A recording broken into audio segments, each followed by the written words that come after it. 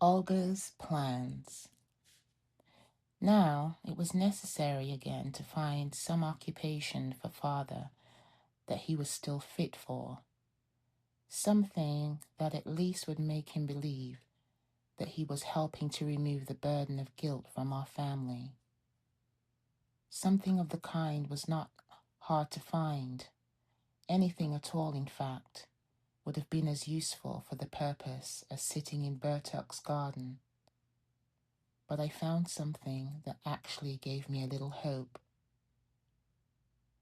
Whenever there had been any talk of our guilt among officials or clerks or anybody else, it was only the insult to Sortini's messenger that had always been brought up. Farther than that, nobody dared to go. Now, I said to myself, since public opinion, if only ostensibly, recognized nothing but the insult to the messenger, then, even if it were still only ostensibly, everything might be put right if one could propitiate the messenger. No charge had actually been made, we were told. No department, therefore, had taken up the affair yet, and so the messenger was at liberty, so far as he was concerned, and there was no question of anything more, to forgive the offense. All that, of course, couldn't have any decisive importance, was mere semblance, and couldn't produce in turn anything but semblance. But all the same, it would cheer up my father and might help to harass the swarm of clerks who had been tormenting him. That would have been a satisfaction. First, of course, one had to find the messenger.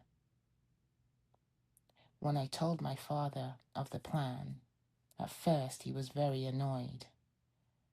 For, to tell the truth, he had become terribly self-willed. For one thing, he was convinced, this happened during his illness, that we had always held him back from final success, first by stopping his allowance, and then by keeping him in his bed. And for another, he was no longer capable of completely understanding any new idea. My plan was turned down.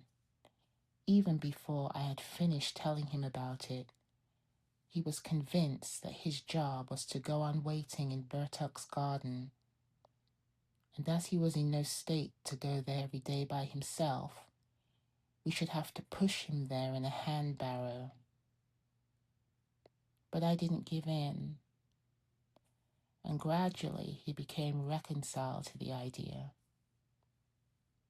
The only thing that disturbed him was that in this matter he was quite dependent on me, for I had been the only one who had seen the messenger.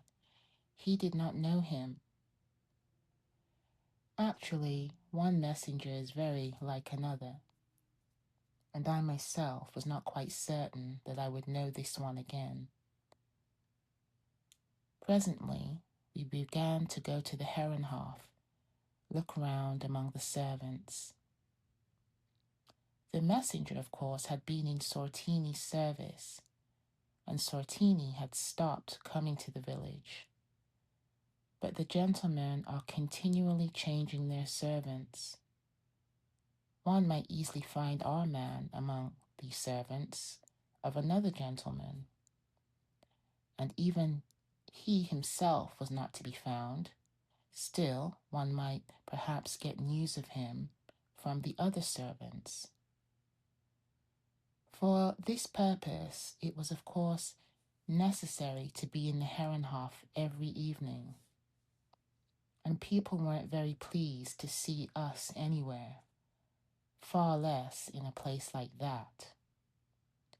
And we couldn't appear either as paying customers. But it turned out that they could put us to use all the same. You know what a trial the servants were to Frida.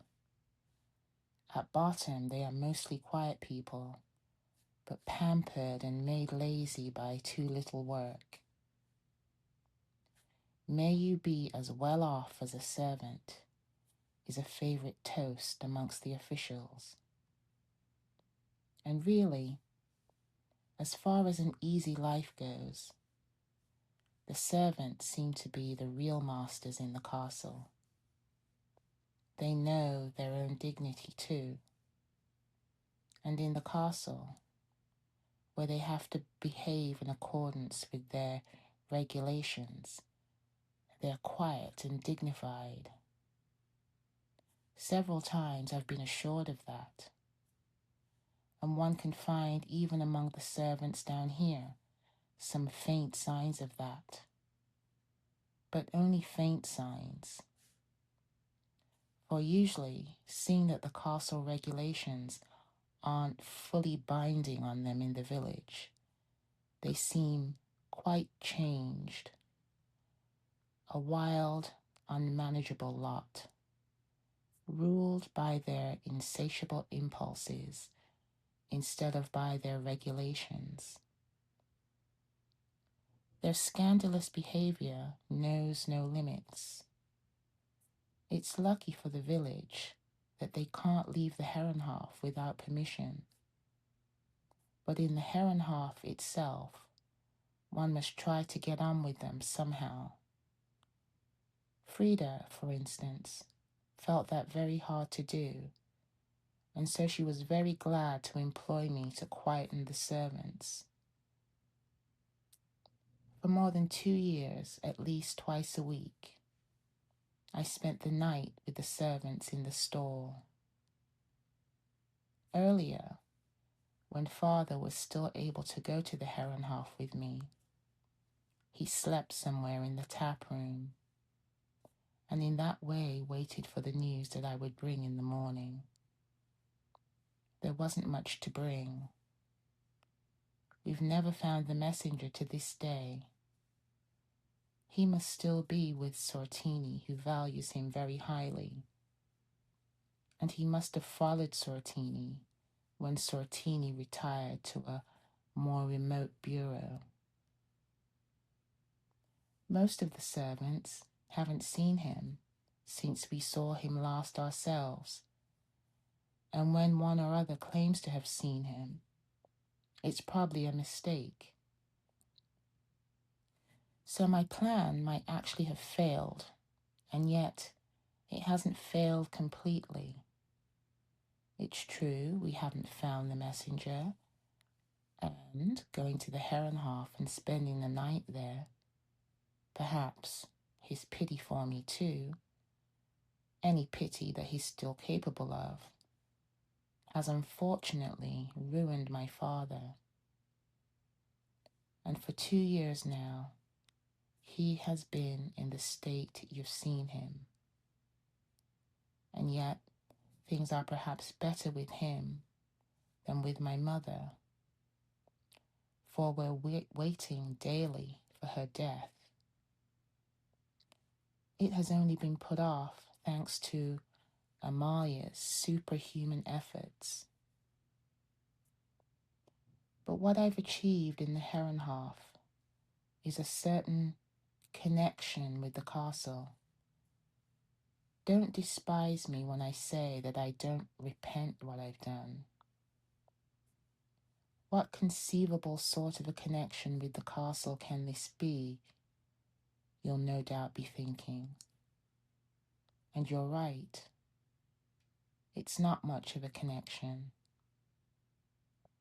I know a great many of the servants now.